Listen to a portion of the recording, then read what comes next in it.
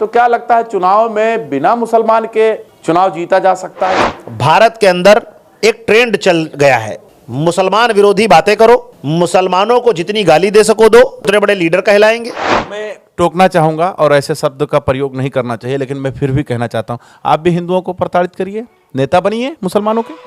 अच्छा, अभी आप थोड़ी देर पहले कह रहे थे कि इस देश के अंदर मुसलमान बरकती है, उसका नाम लीजिए, सियासती आप नेता बन जाइए। लेकिन सवाल यहाँ पर यह है कि एक बैरिस्टर असदुद्दीन अवैसी भी हैं जो मुसलमानों की बात करते हैं, वो तो नेता नहीं बन पाते, उनको तो वोट नहीं मिलता है। कितना सेकुलर है वो, तेजस्वी को, लालू यादव को, अखिलेश यादव को, ममता बनर्जी को, राहुल गांधी को, जिन सेकुलर दलों को आपने हमेशा वोट दिया है, सिर्फ इस बात पे वोट दिया है कि ये हमारी सुरक्षा की बात करेंगी, हमारे मदरसे, हमारी मसाजिद, हमारे पर्सनल लॉ की हिफाजत के लिए बात करेंगे। आज बताइए, हल्द्वानी में इतना बड़ा कांड हो गया, कोई भी सेकुलर दल बोला?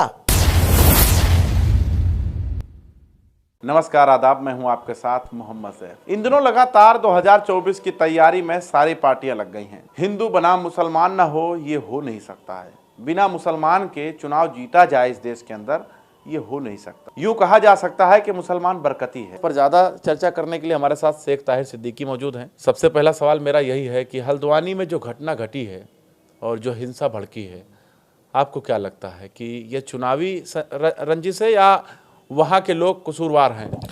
देखिए, हल्द्वानी की जो घटना हुई है, इसमें जो है उत्तराखंड की सरकार पूरी तरीके से विफल रही है। अहम मामला यह है कि जब 14 तारीख ऑलरेडी डेट फिक्स थी, तो इस तारीख का इंतजार किए पहले नगर निगम, पुलिस प्रशासन और शासन उसमें इन्वॉल्व होता है। और इतनी जल्दबाजी किस बात की थी? कई वीडियो वायरल हो रहे हैं जिसमें एक अधिकारी कह रहे हैं कि ये जगह मैं खाली कराऊंगा, ये मेरी जिद है, ये मेरी जिद है। तो समझने की बात यह है कि एक आईएएस रैंक का अफसर, आईपीएस रैंक का अफसर, अगर वो किसी आस्था से ग्रस्त हो जाए और मुसलमानों को कुचलने के लिए 14 तारीख का इंतज़ार किए बगैर वहाँ पर जो है डेमोलाइज का कार्य शुरू कर दे, तो सिंपल सी बात है, आक्रोश तो भड़केगा ना। बताया यह जा रहा है कि प्रशासन को पहले ही खबर थी कि दंगा हो सकता है। इस पर सवाल भी उठ रहे हैं कि जब अगर प्रशासन को पता था तो आखिर उस दंगे को क्यों भड़कने दिया गया? नहीं, अगर ये चीज़ इंटेलिजेंस के द्वारा अगर ये इनपुट था कि दंगा भड़क सकता है, इतनी बड़ी ट्रेजेडी हो सकती है, तो फिर इस दंगे को भड़कने दिया अगर गया, आक्रोश की ज्वाला को फूटने अगर दिया गया, तो फिर इसमें 100% जो है राजनीति की बू आ रही है। क्योंकि भारत के अंदर एक ट्रेंड चल गया है, मुसलमान विरोधी बातें करो, मुसलमानों को जितनी गाली दे सको दो। आप जितना मुसलमान को गाली देंगे उतने बड़े लीडर कहलाएंगे। आप मुसलमानों की बस्तियों को गिराएंगे तो आप अच्छे जो है शासक कहलाएंगे। और आप मुसलमानों से जितनी भी बुरी दुर्व्यवहारना से उनके साथ बर्ताव करोगे, उतने बड़े आप हिंदूवादी, हिंदू हृदय सम्राट कहलाएंगे। मैं टोकना चाहूंगा और ऐसे शब्द का प्रयोग नहीं करना चाहिए, लेकिन मैं फिर भी कहना चाहता हूं, आप भी हिंदुओं को प्रताड़ित करिए, नेता बनिए मुसलमानों के। देखिए, हमारा इस्लाम इस चीज़ की इजाज़त नहीं देता। हमारा इस्लाम इस चीज़ की इजाज़त नहीं देता, क्योंकि हमारे इस्लाम में साफ कहा गया है, लकुम दीनुकुम वलिय दीन, तुम्हें तुम्हारा दीन मुबारक, हमें हमारा दीन मुबारक। तो हमारे प्रॉफिट मोहम्मद मुस्तफ़ा सल्लल्लाहु अलैहि वसल्लम की जितनी भी बातें हैं, हम उसको फॉलो करते हैं और देश से मोहब्बत करते हैं। और देश में हिंदू, मुसलमान, सिख, ईसाई जो भी रहता है उन सब से मोहब्बत करते हैं। तो जब इस्लाम मोहब्बत की बात करता है तो हम नफ़रत कर ही नहीं सकते। और हम जब नफ़रत नहीं कर सकते तो किसी संप्रदाय, व्यक्ति विशेष या किसी के आराध्य पूज को हम लोग गाली भी नहीं दे सकते। असदुद्दीन अवैसी सदन में कह रहे थे कि ये एक मस्जिद की बात नहीं है, ये हमारी सारी मस्जिदें, इबादत गाह जो है छीनने की तैयारी कर रहे हैं। आपको भी लगता है ऐसा कुछ? देखिए, जिस तरीके से योगी आदित्यनाथ जी ने सदन में बयान दिया, सदन के अंदर एक प्रदेश का मुखिया ये बात कह रहा है कि अभी आपने राम का उत्सव देखा और राम का उत्सव देख करके नंदी बाबा ने सारी बैरिकेटिंग तोड़ दी। इस मतलब कहने का उनका था, बैरिकेटिंग तोड़ दी, वहां पर पूजा शुरू हो गई। और उसी सदन में वो ये बात कहते हैं, कृष्ण कन्हैया कहाँ मानने वाले, वो भी नहीं मानेंगे। तो आप एक प्रदेश के मुखिया हैं, मामला अदालत में विचाराधीन है, आप सदन में खुलेआम मुसलमानों को मसले पर टारगेट करके दबी ही जुबान में आप उनको बताना या समझाना चाहते हो कि ये सब जगह भी छोड़ दीजिए, तो आप जब एक प्रदेश का मुखिया ऐसी भाषा का प्रयोग करता है, जब जो मामला सदन में ऑलरेडी जो है नहीं कहना चाहिए और जो न्यायालय में विचाराधीन मामले हैं, तो इस तरीके की अगर बातें आ रही तो समझ लीजिए कि सांप्रदायिक बातें करके सत्ता में वापसी की सभी लोग राह तलाश रहे हैं। सबसे बड़ी बात यह है कि मौलाना मुफ्ती सलमान अजहरी की अगर हम चर्चा करें तो एक जगह से उनको जो है जमानत मिल जाती है, फिर दूसरी जगह पर, फिर दूसरी जगह जब जमानत मिलती है फिर तीसरी जगह उनको जाना पड़ा, उन्हें ले गई पुलिस। तो ये सिलसिला आखिर उनके साथ इतना क्यों चल रहा है? देखिए, हमें न्यायपालिका पे अब उतना तो भरोसा नहीं रहा जितना कभी रहता था, लेकिन न्यायपालिकाएं हैं, देश की एजेंसियां हैं और हम इन पर पूरा भरोसा करते हैं।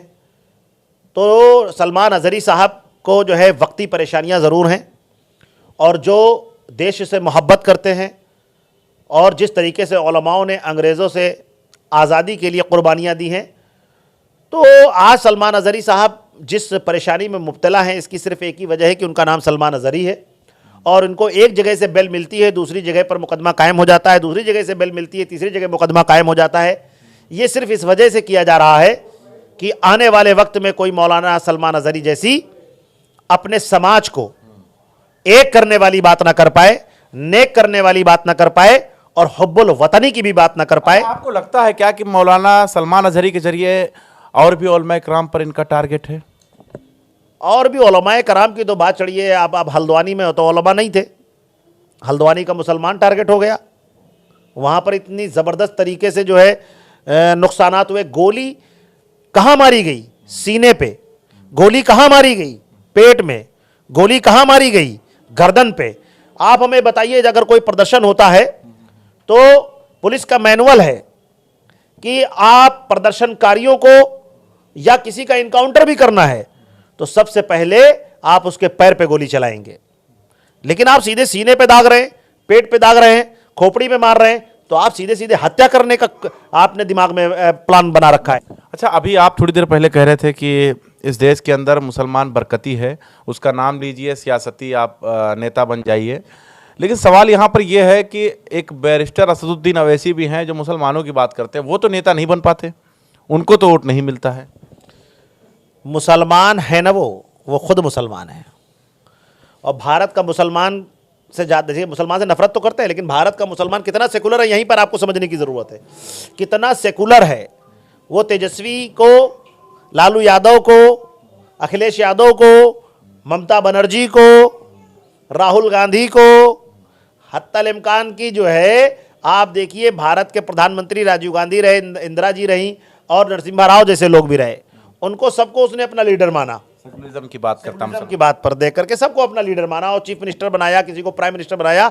कभी भी मुसलमान ने अपने लिए वोट नहीं किया, अपने समाज के लिए वोट नहीं किया, अपना नेता नहीं खड़ा किया, अपना नेता नहीं खड़ा किया। लेकिन देखिए उसके बावजूद भी ये टारगेट पे हैं, ये डर है इनको कहीं अपना लीडरशिप न खड़ी हो जाए, कहीं ऐसा ना हो कि ये लोग भी जो है हिस्सेदारी की बात करने लगे। तो हमारा संविधान इस बात का अधिकार देता है कि जितनी हमारी संख्या बारी उतनी हमारी हिस्सेदारी। तो हिस्सेदारी की बात ना होने पाए, इनको इतना प्रताड़ित कर दो कि ये अपने दर्द में परेशान रहें, एनआरसी में परेशान रहें, यूसीसी में परेशान रहें, अपना घर बचाने के चक्कर में परेशान रहें, दूसरे मुद्दे पर बात ही ना कर पाएं। आपने देखा होगा बिल्डोजर कभी भी चलता है तो किसी और के ऊपर नहीं चलता है। जब भी कोई मुसलमान के साथ कोई मामला होता है उसके घर पे बिल्डोजर चल जाता है।